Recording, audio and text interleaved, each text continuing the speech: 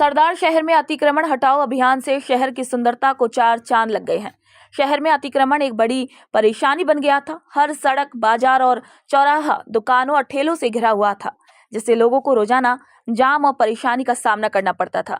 पिछले साल रामनवमी पर जब मुख्यमंत्री श्री भजनलाल शर्मा सरदार शहर आए और गलियों से होकर गुजरे तो उन्होंने नगर परिषद सभापति राजकरण चौधरी से इन सड़कों को चौड़ा करने पर चर्चा की।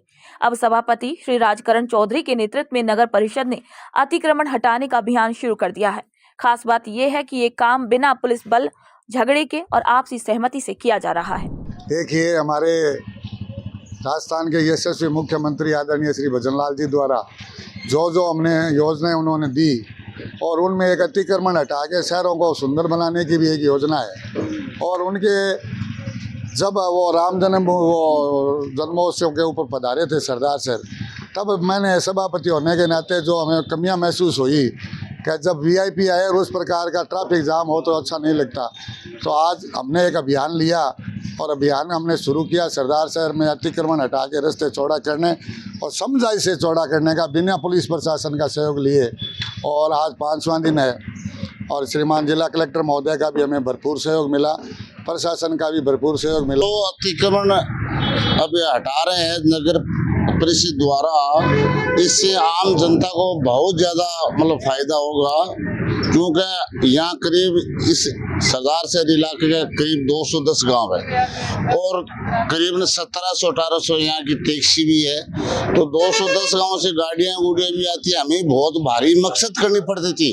तो अभी जो नगर परिषद द्वारा ये कार्य कर रहा है, इससे हमें बहुत राहत मिलेगा और आम जनता को भी राहत मिलेगा। हमें भी कुछ सामना नहीं करना पड़ेगा, क्योंकि वाहन वगैरह कई बार जाम लग जाता है, ब्याह शादियाँ होती है, वो बड़ा जाम लग जाता है। तो अभी जो नगर परिषद द्वारा ये कार्य हो रहा है, इससे आम जनता को बहुत राहत मिलेगी। पहले बहुत ज़्यादा तकलीफ होती थी। पहले जैसे एक्सीडेंट लेके आते थे तो 1 किलोमीटर में लगभग आधा घंटा लग जाता था, और अब रास्ते चौड़े होने की वजह से टाइम कम लगता है और बहुत सुविधा, बहुत फ़ायदा हो गया इसका हमें भी।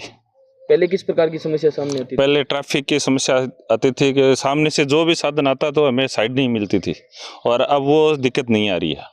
कितना फायदा होगा इससे? इससे बहुत फायदा होगा। लगभग पेशेंट का आधा घंटा 40 मिनट बचेगी। जो कीमती होता है, जो कीमती टाइम होता है वो बच जाएगा पेशेंट का।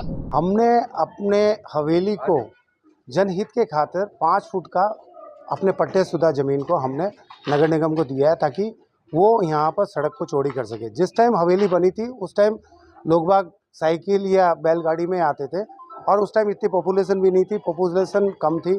और अब पॉपुलेशन बढ़ने के खातिर यहाँ व्हीकल्स की आवाजाही बढ़ गई है। उसको हम विचार में रखते हुए हमने सोचा हमारी बेस कीमती जो हवेली है उसका अगर हम 5 फुट दे देते हैं तो हमारे लिए और हमारे आगे आने वाले पीढ़ी के लिए ये बहुत कुछ अच्छा होगा और शहर वासियों के लिए भी बहुत अच्छा होगा।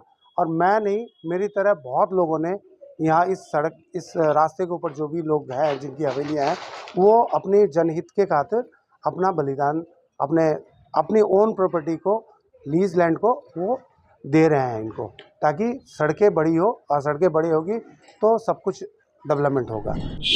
ये अकल्पनीय काम है, अपन सोच भी नहीं सकते थे, उम्मीद भी नहीं कर सकते थे कि ये काम भी हो सकता है क्या।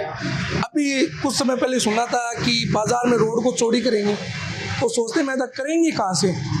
अभी मेन बाजार के भामाशाहों द्वारा जो ज़मीन वाले हैं, जो अपनी खुद की ज़मीन नगर परिषद को दे रहे हैं, तो भामाशाही हो गए, उनका दिल खोल के सहयोग मिल रहा है, लोगों का दिल खोल के सहयोग मिल रहा है। तो अभी देखने में सुकून मिल रहा है कि पहले क्या होता था, कोई इमरजेंसी वाहन आ गया, एम्बुलेंस आ गई, वो क्या 1 घंटे का टाइम लग जाता था इसमें भीड़ में फंस के।